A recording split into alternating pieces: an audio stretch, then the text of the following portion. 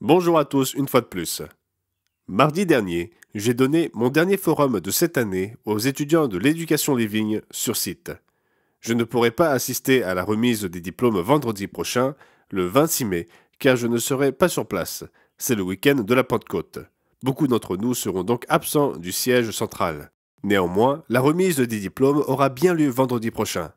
Dans le courant de la journée, j'enregistre ce communiqué mercredi, nous allons organiser une conférence ministérielle en ligne à l'intention de tous nos ministres dans le monde. Nous aurons ainsi l'occasion de répondre à certaines des questions qui pourraient être posées et de les informer des différents projets et programmes et de ce qui se passe au sein de l'œuvre. Nous nous en réjouissons donc.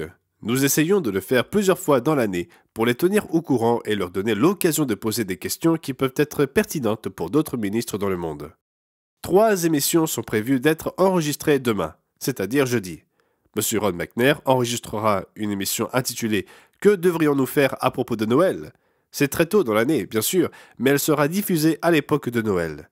Il proposera notre brochure au sujet de Noël. J'enregistrerai aussi une émission qui sera intitulée « Voici le but de la vie » et j'offrirai la brochure « Quel est le but de la vie ?» Finalement, M. Wallace Smith enregistrera une émission intitulée « 7 signes de l'Antéchrist de la fin des temps » et offrira la brochure sur l'Antéchrist. Demain sera donc une journée bien chargée pour le département de la télévision. Notre département du traitement de demandes de littérature fait état de progrès significatifs dans le traitement des demandes de documentation dans un délai d'1 jour à compter de leur réception. Depuis novembre dernier, date à laquelle je les ai mis au défi d'être en mesure d'envoyer ce qui nous est demandé dans un délai d'1 jour, de grands progrès ont été réalisés. Le service de traitement du courrier ne compte que 4 employés à temps plein et envoie des palettes de documents chaque semaine. C'est donc un travail formidable qu'ils accomplissent et nous leur sommes très reconnaissants de ce qu'ils sont en capacité de réaliser. Je voulais terminer ce communiqué avec une lettre que M. Peter Nathan nous a transmise.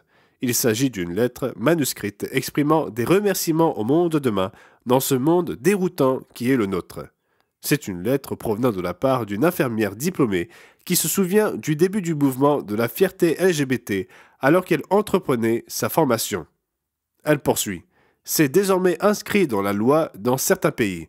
Je suis triste que des enfants et des parents soient désormais entraînés dans des conflits avec des écoles qui font de ce programme une priorité au lieu d'enseigner aux enfants qui sont l'héritage de Dieu, des matières telles que les mathématiques, l'histoire ou les sciences du monde dans lequel nous vivons. Oui, le monde dans lequel nous vivons est bien triste. Nous constatons une tournure d'événements très choquante à la fin de cette ère. Et l'on se demande jusqu'à quel point cela peut dégénérer. Cela peut-il être pire? Et malheureusement, ce sera fort probablement le cas. Mais nous avons de nombreuses bonnes nouvelles. La Pentecôte approche, nous l'attendons avec impatience.